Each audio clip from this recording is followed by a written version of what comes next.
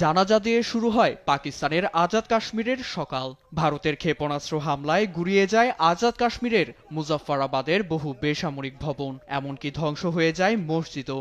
এ সময় নিহত হন মসজিদের ভেতরে থাকা ইমাম ও তার সহযোগী। স্থানীয়রা জানাজায় অংশ নিয়ে শহীদদের আত্মার শান্তি কামনা করেন। এছাড়াও মানুষের মধ্যে দেখা যায় ভারতের প্রতি তীব্র ক্ষোভ।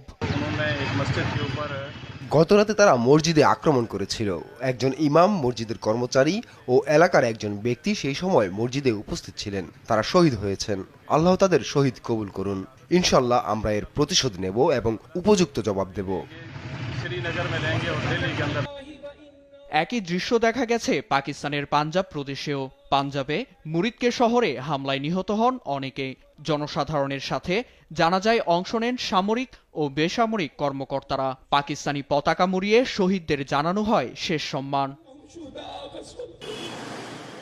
ভারতের হামলার ঘটনায় ক্ষুব্ধ আজাদ কাশ্মীরের বাসিন্দারা। ভারতকে এর বড় মূল্য দিতে হবে এমন সংকল্পে প্রতিজ্ঞাবদ্ধ হয়েছেন তারা। সেই সঙ্গে পাকিস্তান সেনাবাহিনীর সমর্থন করে বলেন, সেনাবাহিনীর মাধ্যমেই এর উপযুক্ত জবাব দেয়া হবে। ভারত অনেকদিন ধরেই বলে আসছে তারা আক্রমণ করবে। গতরাতে যে কাপুরুষোচিত কাজ করেছে আমরা তার নিন্দা জানাই। আমরা পাকিস্তান সেনাবাহিনীর পাশে আছি। পাকিস্তান সেনাবাহিনীর মাধ্যমে তাদের উপযুক্ত জবাব দেয়া হবে। ভারতকে এর বিশাল মূল্য দিতে হবে। আমরা এটি মনে রাখবো এবং নিশ্চিত করব যেন ভবিষ্যতে কখনো এমন কাজ করার কথা না ভাবে, ইনশাআল্লাহ।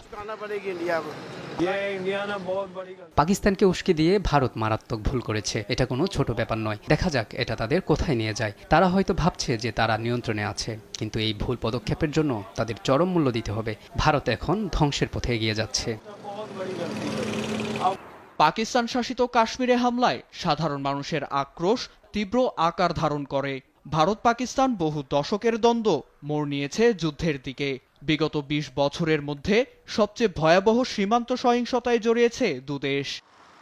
নিউজ ডেস্ক, দেশ টিভি।